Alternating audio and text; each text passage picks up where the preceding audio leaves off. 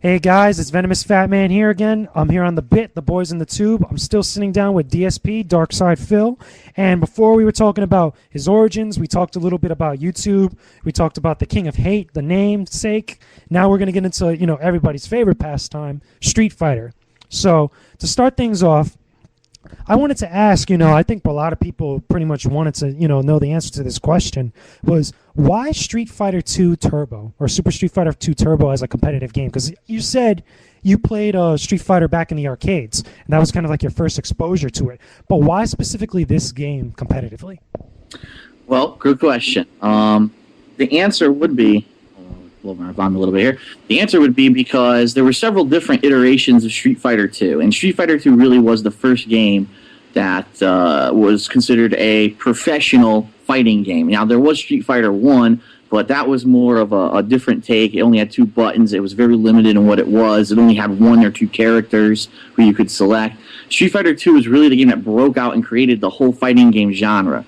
And back in the day, I used to play this game in the arcades, and I played every version of it. I mean, from Street Fighter 2, then there was Champion Edition, then there was Hyper Fighting, Super Street Fighter 2, and then finally Super Street Fighter 2 Turbo.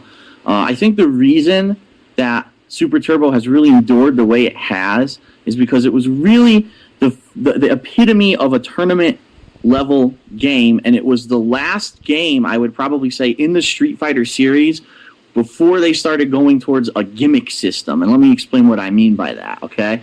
Super Turbo was the very first in the Street Fighter 2 series that had super moves. And so it was a really complex dynamic that kind of changed the whole face of the way that fighting games existed. But after Super Turbo, you went into the Alpha series, you went into the Versus series, and each one of these games had their own unique take and their own unique gimmick. For example, Alpha really went heavily into custom combos and chain combos, things like that. The Versus series was based more off of a tag system. And now it's really hard these days to find a fighting game which you can even kind of call a straight-up fighter. Most of these games now have some kind of an interesting spin or take on the original Street Fighter 2 formula. I think really Super Street Fighter 2 Turbo was the last of the classic fighting game series before they all kind of went divergent and went their own ways with this original fighting game engine. But Super Turbo is basically the perfection of that original game that became the tournament-worthy game that kind of spawned all the other fighters after it.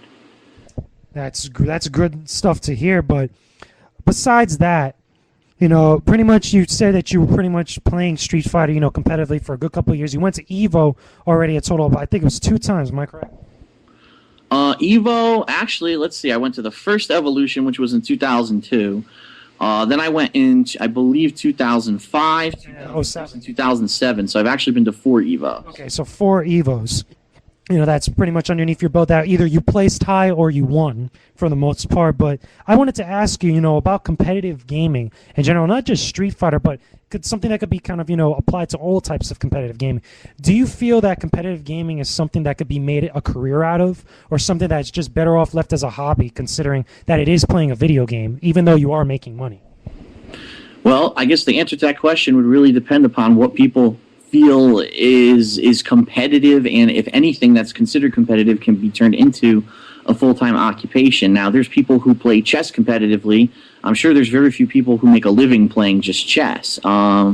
Sports, however, which if you really want to look at the origin of it, sports were really just a hobby, a pastime, something to do in your free time to stay healthy and have fun, and now it's big business. So I don't see why competitive gaming couldn't become a big business venture, couldn't be something that someone could do to support themselves full-time. I think the key here is trying to, number one, change the culture so that basically the mainstream culture embraces video games as part of life rather than just seen as some kind of a little geeky thing that a small group of people do.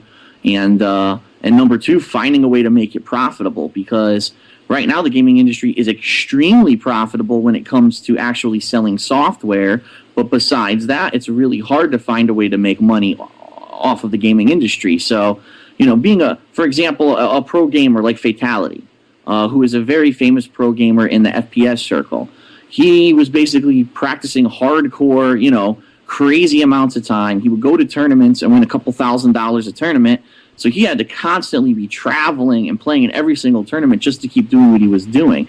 Now, in the past 10 years, things have changed dramatically. He's not winning tournaments anymore, but he's got all these hardware sponsorships. You can buy a Fatality mouse. You can buy a Fatality graphics card. So he's really found a way to kind of cash in on the PC gaming, FPS gaming crowd. Now, if you want to talk Street Fighter, it's a little bit harder because think about it. When you're playing Street Fighter, you're not using a mouse and keyboard. Really, the only piece of equipment that you use is a joystick. So sure, you can maybe cash in there and say, oh, we can sponsor joysticks or things like that. Even Justin Wong, who's, you know, probably the most successful fighting game player in the country, he has all these side sponsorships with places like Gamer Grub and all kinds of other things to try to keep him going and support him. He had to join a gaming team to try to get him to fly around the country and pay for his trips to go to tournaments. So it really is, it's difficult right now to support oneself being a competitive gamer, but I could definitely see in the future, as video games become more mainstream with the culture, and more people are willing to, you know, spend a buck to play these games, I think there may be a better business model that can be found, and maybe we could actually have a competitive gaming league, per se, just like the NFL, people who do this full-time and who play all the new games, and, you know, who knows, it could be televised. You could have the gaming Super Bowl, something like that. That's something like that would be very interesting to see. But going off from that, you're pretty much, you could consider yourself a straight-up Super Turbo player for the most part, even though you do play most of these other fighting games, you know, that are released by Capcom or whoever. But here's a big question that a lot of people, including myself, have always, you know, been at odds and debate about, you know, when comparing, because you've obviously played Super Turbo, HD Remix, whatever, and also Street Fighter 4 or Super Street Fighter 4. Out of your opinion, which do you feel is the game that necessarily takes more skill, or is the more tournament-worthy game?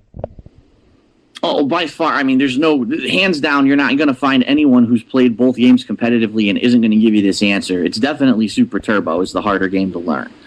I mean, when Street Fighter 4 came out, what Capcom did is they really wanted to make Street Fighter more appealing to the broader audience. And they said, well, how can we do this? You know, what's the number one complaint from the casual gamer when it comes to Street Fighter? And the answer to that was, it's too difficult to learn on a tournament level how to perform these special moves, how to perform these complex combos, things such as that. And so what Capcom did is they said, well, what we're going to do is we're going to water down our game. We're still going to keep it, you know, complex enough that the better players are going to keep winning, but we're going to actually water down the control scheme so that pretty much anyone can learn how to do these special moves, basic combos, and the like.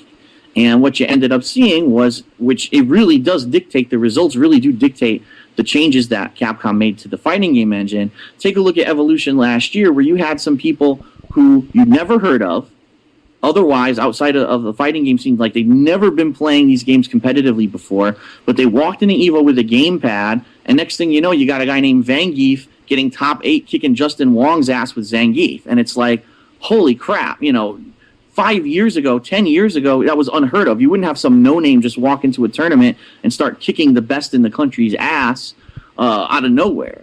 And I think really this really is a result of Capcom dumbing down the control scheme, making it easier for you to do special moves and these advanced tactics. I'm actually, it's funny because I just filmed an episode of Ask the King today where I talk a little bit more about this, but it really is, it's a mixed bag because in my opinion, I think a game like Super Turbo, when you watch it at a tournament level, is a lot more entertaining simply because you realize how hard it is to pull off the reversals, to pull off the advanced combos and things that people are doing in those games, as opposed to Street Fighter 4, where anyone who sits down with Street Fighter 4 for a couple days can learn how to do the basics. Now, not to say they're going to walk into a tournament and win, but they're at least going to understand the game engine and be able to pull off basic combos and things, which back in the old days in Street Fighter, it was a lot more difficult to do.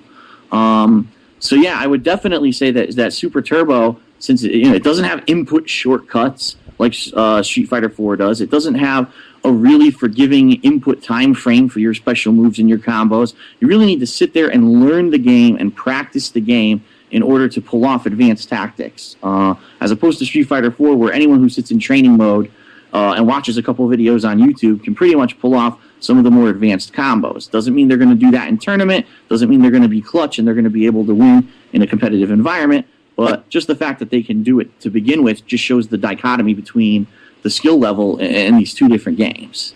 Do you think there will ever be a time or a point where maybe Capcom or any of the other fighting game companies would ever go back, at least, in Capcom's case, go back to the original way of how like Super Turbo was designed, with no shortcuts, less of an opportunity to do a reversal dragon punch, for example, or any of the sort?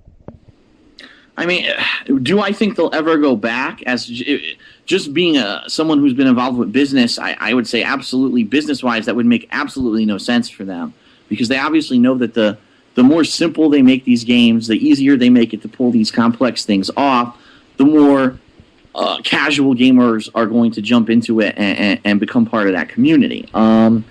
What I actually proposed, which I don't remember when it was, it might have been about a month ago, and asked the king was, there's no reason why they couldn't have a game, for example, Street Fighter 4, and in the options menu maybe have a dip switch setting where you can turn these kind of easy mode shortcuts on and off. And in a competitive setting like EVO, you could turn it off and say, listen, you really need to understand the game and play hardcore in order to win in a competitive environment. And I don't know. I mean, when I said that, there was a lot of different opinions on the subject. Some people were like, why would you make a game artificially harder to play? And I can see that point. So I guess it really is. It depends on, when you started. I started back in the day with Street Fighter 2. I would say probably people who started with Street Fighter 4 or in the past 5 years would probably see this as a good thing. For me, it's a little frustrating, to be completely honest, because I was the kind of guy who was in the arcade, hashing it out for hours every weekend, trying to learn these complex strategies and the proper timing to do these things. And now any Joe Schmo can play Street Fighter 4 for 5 hours and learn most of the basics to win, when I had to really grind it out at my local arcade. But it's not necessarily a bad thing that Capcom's doing this. It's definitely making Street Fighter more popular and bringing it more into the mainstream. I do feel it is watering down the competitive scene a bit, but choice-wise, I think Capcom knew what they were doing. There was a really smart decision on their part. They wanted to bring Street Fighter back. They wanted to get the casual gamer involved, and they knew that they were going to have to make the game more simple in order to do that. Well, there you have it, guys. I know a lot of you guys out there have been messaging me or anybody else wanted to know some of those tough answers to those questions. So there you guys have it. So anyway, YouTube's going to cut us off in a bit. We're going to another video. Be sure to check out the next part, guys, as I sit down with DSP.